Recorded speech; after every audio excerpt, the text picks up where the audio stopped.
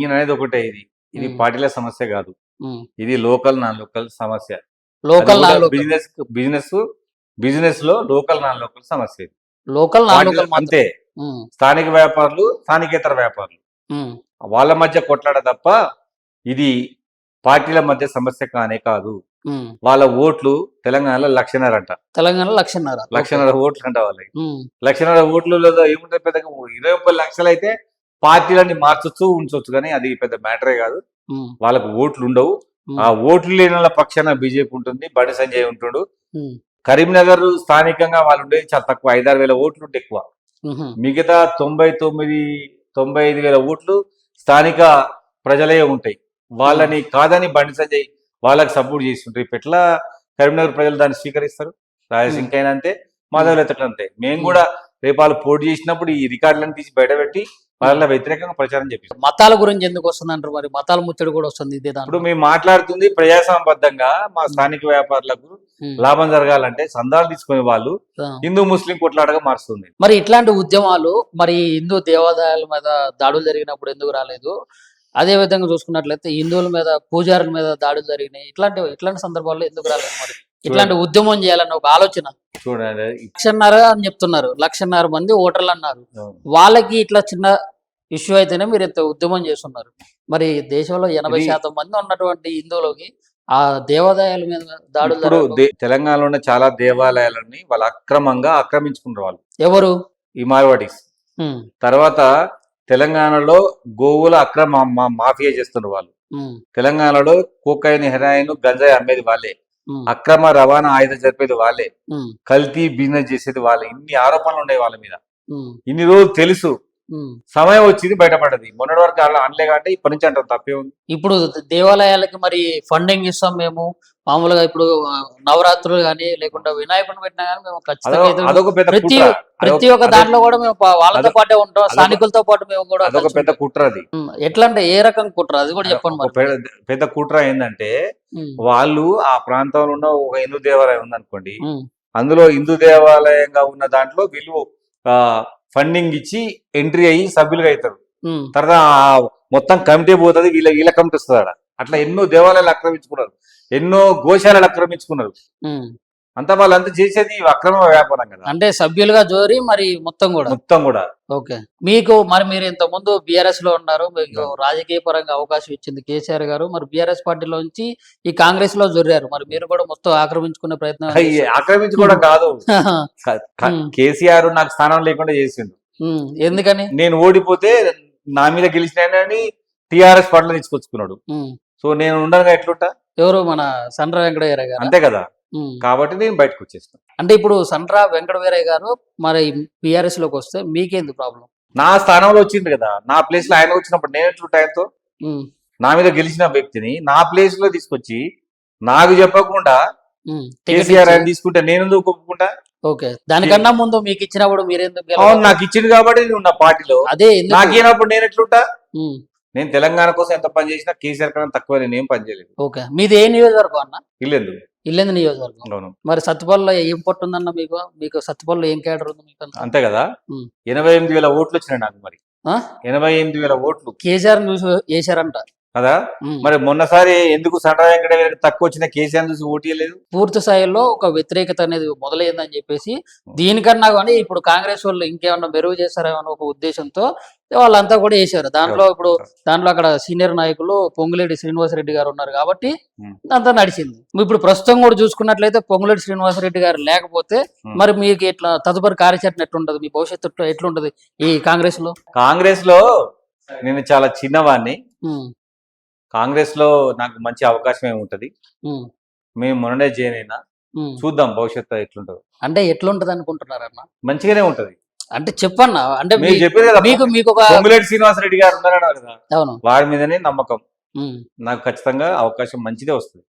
అవకాశం వస్తుంది అంటే మీరు అనుకున్నట్లు మళ్ళీ సత్తుపల్లి నియోజకవర్గంలో మాకు ఎమ్మెల్యే అవుతారా? కావచ్చు, కాకపోవచ్చు. అంటే మామూలుగా మీకు ఏ నియోజకవర్గాల్లో, ఎన్ని నియోజకవర్గాల్లో మీకు పట్టుంది అసలు? ఉండొచ్చు, ఒక 4 నియోజకవర్గాల్లో. 4 నియోజకవర్గాల్లో పట్టు ఉండొచ్చు. ఓకే. మరి ఇప్పుడు మీరు ఇది స్టాండ్ ఎవరిదన్న? ఇప్పుడు మామూలుగా ఈ తెలంగాణ బచావో మూవ్‌మెంట్ ఉంది గదా! హ్మ్. ఈ స్టాండ్ ఎవరిది? అంటే కాంగ్రెస్ పార్టీదా? లేకుంటే పిడమర్తి రవిదా? అంటే పిడమర్తి రవిదే. కంప్లీట్‌గా. ప్రజా సంఘాలు పిడమర్తి రవి. ఓకే. నాకు రేవంత్ రెడ్డి పనప్పజెప్పితే పండబెట్టి తొక్కుతున్నారు కదా వాళ్ళని. హ్మ్. ఈ పాటికి పండబెట్టి ఆ! తొక్కేటోళ్ళు. మొత్తాన్ని హ్మ్. వరుస పెట్టి చెందిన. ఓకే. అంటే ఇది శాంతియుత ఉద్యమం అని చెప్పేసి అందుకోసమే కదా నా ఉద్యమం కాబట్టి శాంతియుతంగా ఉన్నా, ప్రశాంతంగా ఉన్నా, కామ్‌గా తిని రాజ్యాంగబద్ధ రక్షణ లోపలనే నడిపిస్తా దీన్ని.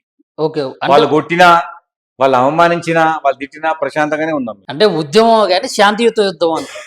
ఇప్పుడు వాళ్ళు కొట్టిండ్రు మేము కొట్టినామా? హ్మ్. వాళ్ళు తాగుబోతులు అన్నారు మేము అన్నామా? హ్మ్. వాళ్ళు బెదిరిస్తుర్రు మేము బెదిరించినామా? హ్మ్. మేమేం మాట్లాడతలేం కదా! సైలెంట్‌గా ఉన్నాం. అంటే ఆ సైలెన్స్ అనేది దేనికి? దేని సంకేతం అంటారు? ఏం జరుగుద్దో చూద్దాం. ఇప్పటివరకైతే వాళ్ళని ప్రశాంతంగానే ఎదుర్కోవాలని చూస్తున్నాం. హ్మ్. తెలంగాణ వ్యాపారస్తులకు వ్యాపారంలో రక్షణ కల్పియాలని మా ఉద్దేశం. హ్మ్. 80% 90% స్థానిక వ్యాపారులే ఇక్కడ వ్యాపారం చేసుకునేటట్టుగా ఒక చట్టం తీసుకురావాలని ముఖ్యమంత్రి గారిని కోరుతాం. ఇప్పుడు తెలంగాణ బచావో మూవ్‌మెంట్ మీరు ఏర్పాటు చేసిన తర్వాత మరి మీకు కాంగ్రెస్ పార్టీ నుంచి ఏమన్నా వార్నింగ్ వచ్చిందా? ఏం లేదు. వార్నింగ్ వచ్చిందని బయటకి చెప్తున్నారు. లేదు. నిన్ననే కదా పెట్టింది. అవును. అంటే మీకు అట్లా వార్నింగ్ ఇప్పుడు వార్నింగ్ వస్తే ఆపుతాం కదా! మరి అనౌన్స్ చేసినాం కదా మేము. హ్మ్. వార్నింగ్ రాలేదు. ఓకే. అంటే మీరిప్పుడు కాంగ్రెస్ నుంచి కూడా బయటకొచ్చి అంటే సింపుల్‌గా చెప్పాలంటే ఈ మధ్య కాలంలో రీల్స్ అవి చేసుకునేటోళ్ళు ఏదో రకంగా ఫేమస్ కావాలని చెప్పేసి చేస్తా ఉన్నారు. హ్మ్. దాంట్లో ఇదొక హడావుడి. ఇదా ఇప్పుడు నేను పెడమర్తి ఆల్రెడీ రవణ ఫేమస్ కాదా? పెడమర్తి రవణ ఈ నేను దాడి ఆల్రెడీ ఫేమస్ కాదా తెలంగాణలో? ఫేమస్ అన్న. మళ్ళా కానీ నాకు రీల్స్ ఎందుకు? నాకు ఇదెందుకు? అంటే రాజకీయ స్వలాభం ఒకటి ఆలోచన. రాజకీయ స్వలాభం ఇప్పుడు లేదా? రాజకీయం ఏంది? ఇప్పుడు స్వార్థం లేదన్న. ఎన్నికలు లేవుగా ఇప్పుడు. ఇప్పుడు ఈ ఉద్యమం వెనక ఏ స్వార్థం ఉంది ఇప్పుడు ఈ ఉద్యమం మంచిగా సక్సెస్ అయితే వైశాస్కి లాభం, హ్మ్. పద్మశాలికి లాభం, విశ్వకర్మకు లాభం, హ్మ్. తెలంగాణలో ఉన్నటువంటి 100% మంది వ్యాపారస్తులకు లాభం. నాకు వ్యాపారం కూడా లేదు కదా. ఆ తర్వాత రవణకు నేను లాభం. తెలంగాణ ప్రజల పక్షం నేను. హ్మ్. నువ్వు ఏమన్నా అనుకోవాలా. అన్న మీరు రాజకీయాల్లోకి వచ్చిన తర్వాత ఉమ్, మీ వల్ల ఉమ్, తెలంగాణ ప్రజలకు ఉమ్. ఎంత ఎంత వరకు ఉపయోగాలు అందినాయి? ఏం చేశారు మీరు? అన్లిమిటెడ్ అది చెప్పరాంది ఇది. కొన్ని చెప్పొచ్చు కన్నా? ఇప్పుడు నేను వచ్చినాక 1,00,000 మంది నిరుద్యోగ యువకులకు, దళిత యువతకు ట్రైనింగ్ ఇప్పించిన. హ్మ్. 5,000 మంది ప్రజలకు, దళితులకు 3 ఎకరాల భూమి 15,000 ఎకరాలు ఇప్పించిన. హ్మ్. 6 లక్షల రూపాయలు ఉన్నటువంటి యూనిట్ కాస్ట్ ని 12 లక్షలు చేసిన. హ్మ్. ఈ 3 కూడా నా హయాంలో జరిగింది. హ్మ్. ఇది నేను చేసింది. ఓకే. అంటే ఇప్పుడు ఈ ఉద్యమం వెనకైతే మాత్రం ఈ రాజకీయ తెలంగాణ స్వార్థం తెచ్చిన హ్మ్. తెలంగాణది. ఓకే. వర్గీకరణలో మాదిగలకు 12% రిజర్వేషన్ అని కొట్లాడితే 9% వచ్చినాయి. ఓకే. ఇప్పుడు ఈ ఉద్యమం చేస్తున్నా. ఓకే. అవును. ఆ క్రెడిట్ మొత్తం కూడా మందకృష్ణ మాదిగని వేసుకున్నారు. ఆయనకు క్రెడిట్ అంటే ఆయనకు బంగారం పథకం వచ్చిందా, వెండి పథకం నాకు వస్తా కదా. హ్మ్. ఇప్పుడు కేసీఆర్ తెలంగాణ ఉద్యమంలో బంగారం పథకం అనుకో, హ్మ్. నాకు కాంస్య పథకం వచ్చింది అనుకుంటా. హ్మ్. వర్గీకరణ ఉద్యమంలో కృష్ణమాదిగకు గోల్డ్ మెడల్ వచ్చింది అనుకో, హ్మ్. నాకు వెండి పథకం వచ్చింది అనుకుంటున్నా. రేపు ఈ జరిగే ఉద్యమంలో నాకే బంగారం పథకం వస్తుందని ఆశతో కొట్లాడుతున్నా. అన్న ఇప్పుడు మీరు మొత్తానికి ఏం చెప్పదలుచుకున్నారు? ఇప్పుడు తెలంగాణ ప్రజలకు గాని, ఇప్పుడు వాళ్ళని అడ్డుకోవటం వల్ల తెలంగాణ ప్రజలకు కలిగేటటువంటి లాభ నష్టాలేంటి? మరి ఇప్పుడు మీరు ఆ మార్వాడికి సంబంధించినటువంటి వాళ్ళకి ఏం చెప్తారు?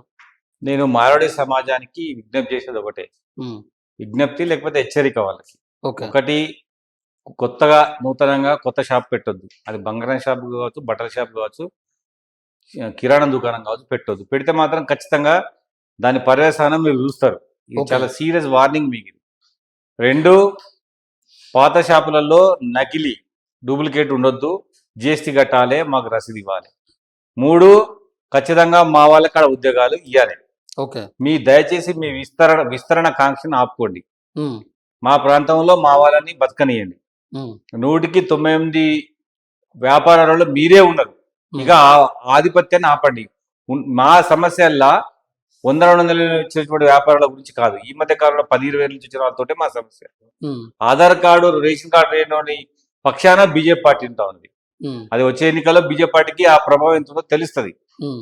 మేము కూడా మార్వాడికి ఒకటే హెచ్చరిక చేసేందంటే, మా యొక్క ఈ డిమాండ్లు 3 పరిష్కారం చేయని పక్షంలో ఖచ్చితంగా తిరుగుబాటు ఉంటది.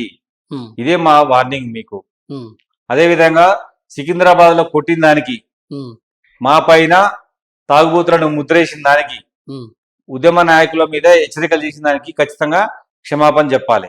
హ్మ్. లేని పక్షంలో వాటన్నిటి కూడా మేము బదులు తెచ్చుకుంటాం. ఓకే. ఇది మా ఒక హెచ్చరిక. అది అంటే ఇది పూర్తిగా కూడా దోపిడీని ఆపాలనా? లేకుంటే మార్వాడి దోపిడీ మాత్రం ఆపాలనా? ఓరల్గా దోపిడీ, అందులో మార్వాడీస్ ఎక్కువ కాబట్టి మార్వాడి దోపిడీ, మార్వాడి గో బ్యాక్.